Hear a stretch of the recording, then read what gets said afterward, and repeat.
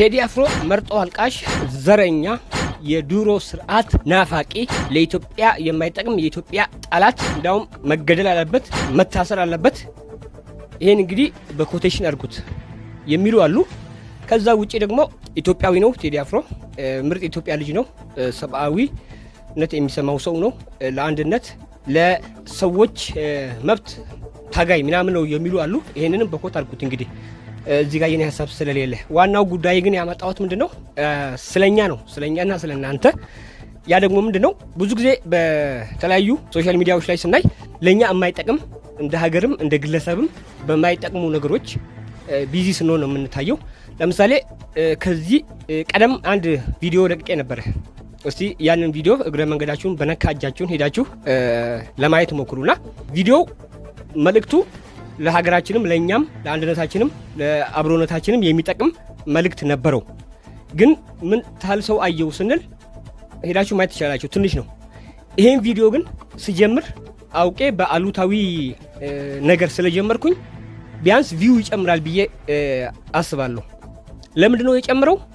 እኛ ለማይጠቅሙ ነገሮች ቢዚ ስለሆነ ለኛም በግለሰብ ደረጃም እንደ ሀገርም እንደ ብሔርም እንደ ሃይማኖትም የማይጠቅሙ ነገሮች በተለይ ደግሞ የአንድን ግለሰብ ስም በመጥራት ወይንም የአንድን ብሔር ወይንም የአንድን ሃይማኖት ስሞች በመጥራት በመሳደብ በማንቋሸሽ ዝቅ በማድረግ እንደዛ አይነት ነገሮች በሚለጠፉበት ጊዜ ከፍተኛ ቪውም ይሄንን ያገኛሉ። ሆኖም ግን እንደ ማህበረሰብ ምን ታህል በሞራል ልዕልና እንደዘቀጥን እንደወረድን ማሳያ ነው ማለት ነው። በማይጠቅም ነገር ላይ ምንም እርባና በሌለው እርባና ቢስ በሆነ ነገር ላይ ጊዜያችንን ጉልበታችንን ገንዘባችንን እየጨረስን እንደሆነ ጠቃሚ በሆኑ ነገሮች ላይ ፖዚቲቭ በሆኑ ነገሮች ላይ ግን ምንም አስተዋጽኦ እንደሌለን የሚያሳይ ነው ለማለት ፈልጌ ነው። ምናልባት እንግዲህ ይሄ ቪዲዮ ከዚህ በፊት ከለቀቁት ቪዲዮ ቪው ከጨመረ ማለት ነው እና ይሄን ስታዩ ምንድነው ሁላችንም ራሳችንን መለስ ብለን እንድናይ ነው ማለት ነው።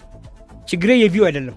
ሐሳቤ ቢያንስ ፖዚቲቭ ነው ብዬ ስለማስብ ማህበረሰባችን ጋር ሙስሊም ክርስቲያኑ ብሔር ብሔረሰቦች ጋር እንዲደርስልኝ ስለምፈልግ ነው።